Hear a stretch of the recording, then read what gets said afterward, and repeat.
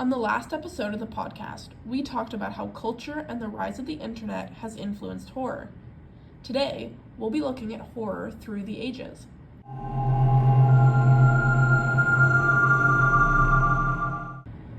The origin of horror is said to have taken place over 200 years ago in the end of the 18th century. In 1764, writer Horace Walpole released a novel called The Castle of Otranto. This is renowned as the first Gothic novel, as it details the story of a young woman named Isabella who is trapped in a haunted castle, being chased by a man who wants to marry her due to a prophecy. It was released during the height of Gothic architecture and art. Walpole added the subtitle A Gothic Story to the second edition, making it the first Gothic novel. Many of the elements in Walpole's novel became classic features of the Gothic genre, such as hidden passageways, supernatural beings, secret identities, and damsels in distress. It is said that the Castle of Otranto founded the horror genre, influencing many horror novels in the years after. Two of the books believed to be influenced by Walpole's novel are The Mysteries of Udolpho by Anne Radcliffe and The Monk by Matthew Gregory Lewis. The Mysteries of Udolpho, released in 1794 by Anne Radcliffe, tells the story of an orphan who is mistreated by her guardians in a haunted castle. The orphan, named Emily, experiences much of the same things as Isabella from Walpole's novel. Both Emily and Isabella are trying to flee from a man who wants her to marry him. Supernatural elements occur in both novels, and there is much use of hidden passageways and being trapped in castles. Radcliffe used psychological terror to scare her readers, such as the evil villain and the supernatural elements. Due to its popularity, Radcliffe's Mysteries of Udolpho is said to have solidified Gothic novels as their own genre. Matthew Gregory Lewis's The Monk, released in 1796, is also said to be inspired by Walpole's Castle of Otranto. The Monk follows a monk named Ambrosia, who is tricked into a life of depravity by a woman named Matilda. Ambrosia eventually sells his soul to the devil to avoid being tortured by the Spanish Inquisition. The story was incredibly violent and sexual, making it one of the most influential and best-selling novels of the era. It is also regarded as one of the most controversial novels of the 18th century.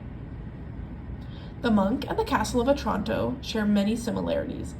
Both stories explore supernatural ideas, including ghosts and prophecies. The settings of both books are also similar, as they both occur in a haunted, decaying castle with hidden passages and chambers. Moral decay is also a common theme between both books. The protagonists are both tempted by desire and dark forces. They both give in to these desires, leading to unfortunate outcomes.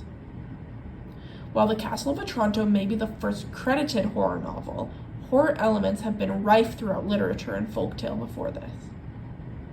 The first horror movie was released on December 24, 1896, by French director Georges Méliès. It was called Le Manoir du Diable, or The Devil's Castle in English. It was a silent horror/comedy and lasted 3 minutes long. It depicts an encounter with the devil and phantoms in a castle. The first full-length horror film to be released was called Das Cabinet de Dr. Caligari. It was a silent German film released in 1920 by director Robert Wiene. Written by Hans Janowitz and Karl Mayer, the film follows a man called Francis and his friend Alan, who meet Dr. Caligari at a carnival. Dr. Caligari hypnotizes a man and claims he can see into the future, and after his prophecies come true, the man becomes the main suspect of a murder. Spanning 111 minutes, Das Cabinet de Dr. Caligari is known as the first true horror movie. This movie is also credited for the beginning of the golden age of German horror, with titles such as Murnau's 1922 Nosferatu and Long's 1927 Metropolis released soon after.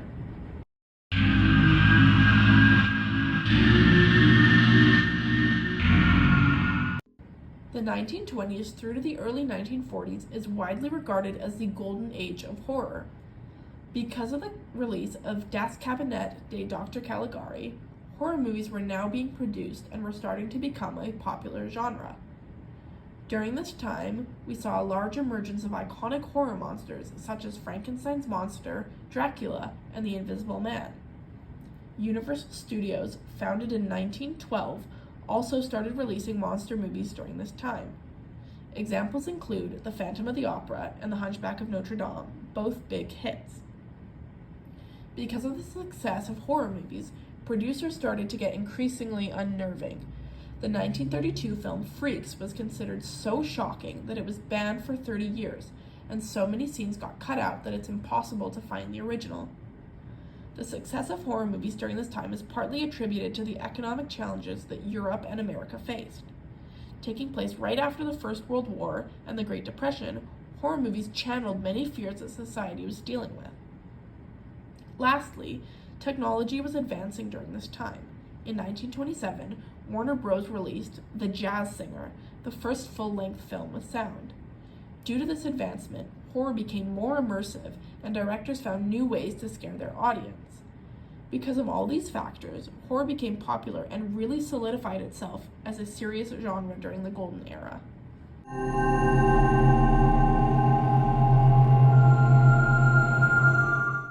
Now that we've touched on the origin of horror and horror's golden era, let's take a look at how horror has progressed through the ages. The emergence of horror started during the silent era of film, from 1890 to the 1920s. Films during this period tended to have creepy visuals and interesting sets, as visuals were all they could rely on to tell their stories. Many of the classic visual themes we see in horror today stem from this era of film. The 1930s were known for the abundance of monster movies. Many classic monster flicks were released during this time, and some of the most iconic monsters to date were first introduced on the big screen during this era. The 1940s saw a decline in the production of horror movies due to World War II. Many people did not have the time or desire for horror movies. The Hays Code also had a large effect on the production of horror movies. The Hays Code prohibited profanity, suggestive nudity, graphic or realistic violence, sexual persuasions, and rape. Horror movies released during this time tended to be less overt horror and became more psychological. Film noir was very popular during this time. The 1950s saw a resurgence in the release of horror, and sci-fi horror became a big theme. Because of the horrors that occurred during the Second World War, monster flicks didn't have the same effect on audiences as they used to. Audiences wanted movies that directly related to their current fears and challenges in life. One of the biggest advancements of the 1950s was technology. Sci-fi horror really thrived during this era. The fear of the atomic bomb and outsiders really helped drive the message of sci-fi movies. Many centered around the idea of people who aren't quite right, such as The Thing from Another World, released in 1951, or the 1958 movie The Blob. The 1954 movie Godzilla blended the fears of the monsters and the atomic bomb. Godzilla was a reptilian dinosaur that was mutated by radiation and wreaked havoc on Japan. This movie has become a cult classic due to its cinematography and relevance to fears during this era. The 1960s and 1970s were best known for psychological horror. One of the biggest directors during this time was Alfred Hitchcock. His previous films, such as Rear Window and Vertigo, were suspense. The 60s is when Hitchcock started to lean into true psychological horror.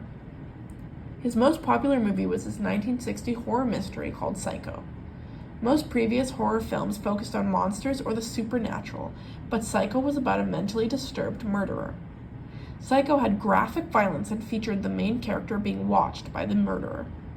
Peeping Tom was another movie that dealt with murderers and the fear of being watched. Also released in 1960, the murderer filmed the death of the women he murdered. The Hays Code wasn't as severe during the 60s and 70s, explaining why more graphic violence and sex was seen in horror films. Slashers and body horror categorized the 80s.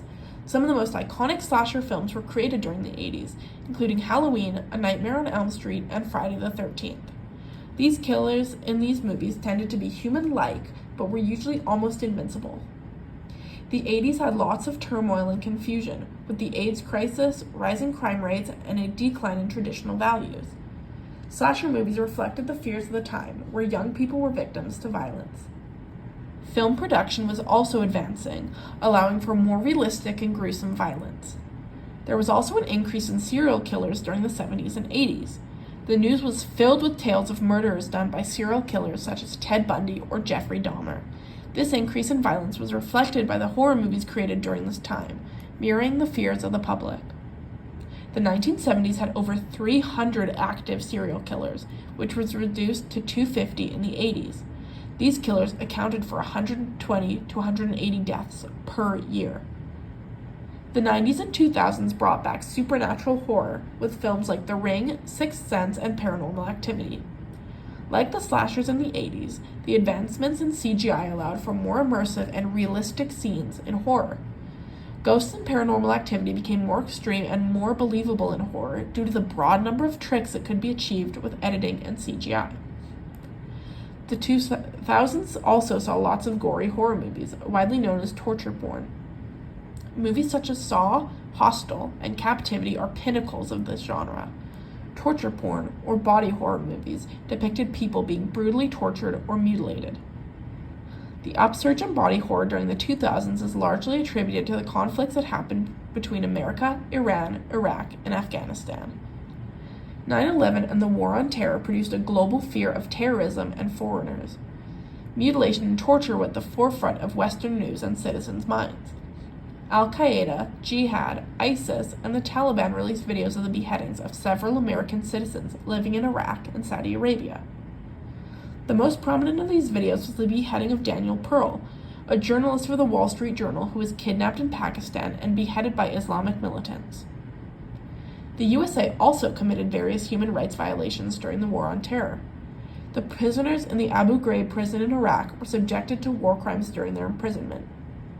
The prisoners endured physical, sexual, and psychological abuse, torture, and rape.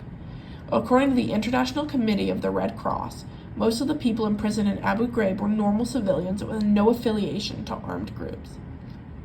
The Red Cross, Amnesty International, and Human Rights Watch stated that the abuse endured at Abu Ghraib was part of a wider pattern of torture at American overseas detention centers, including centers in Iran, Afghanistan, and Guantanamo Bay. The news was heavily documenting these incidents happening during the War on Terror, pushing fears of torture and abuse to the front of people's minds. The movies during this time explored ideas of innocent people getting tortured and mutilated. The 2004 movie Saw follows a group of people who are subjected to torture by a sadist named Jigsaw. Hostel, another popular torture porn film, depicts 3 backpackers who are tortured in a hostel in Slovakia. Both movies depict innocent people, albeit with minor flaws, that are sadistically tortured and disfigured by criminals. This reflected fears during the time due to the conflict between America and the Middle East. Today, horror has really started to focus on plot and storytelling. Gore and violence are less important, and directors are now focusing on developed plots and characters. The current trend in horror is metaphor, where horror is a metaphor for a bigger issue in the world. The movie Hereditary is a metaphor for the grief due to the loss of a child and strained familial relationships. The Evil Next Door and The Babadook display metaphors for child abuse, and The Ritual deals with themes of guilt. While the metaphors hidden in these films are disguised, many horror films in the 2010s deal with these metaphors explicitly. Racism is clearly the main topic in Get Out, and the themes of dealing with grief is rife throughout Midsommar. Each era has its own strengths and ideas to bring to horror as a genre, and it will be interesting to see what the next decade has in store for horror.